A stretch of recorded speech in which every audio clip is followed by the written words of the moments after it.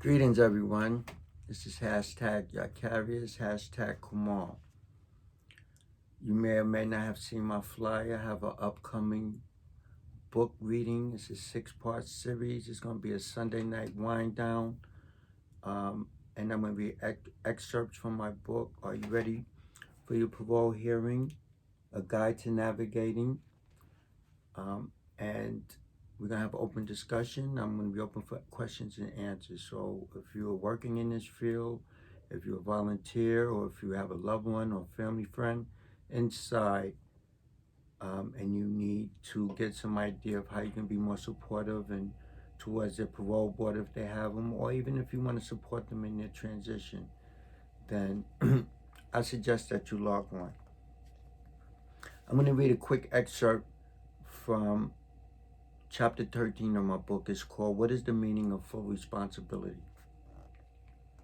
Taking full responsibility is the opposite of making excuses for the crimes we commit.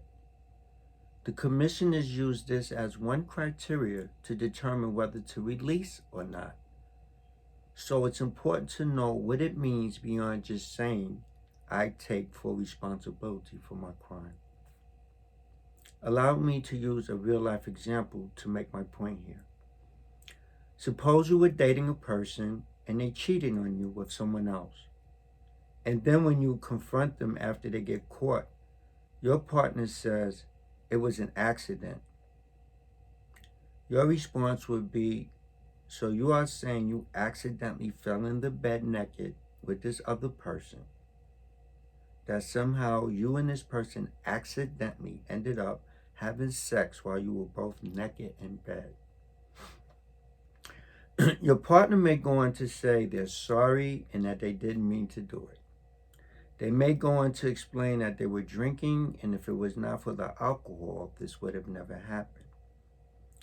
This is exactly how some of us sound to the parole commissioners when we appear before them.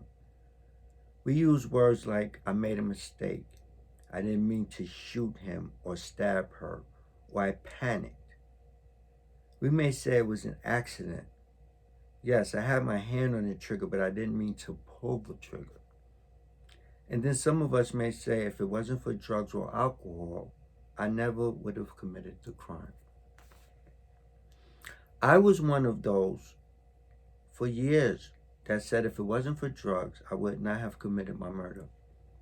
It took many years in participating in a parole prep workshop and going back and forth with the facilitator before I got it.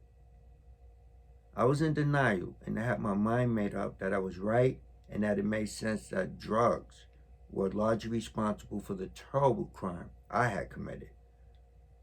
After all, I could not have been in my right state of mind.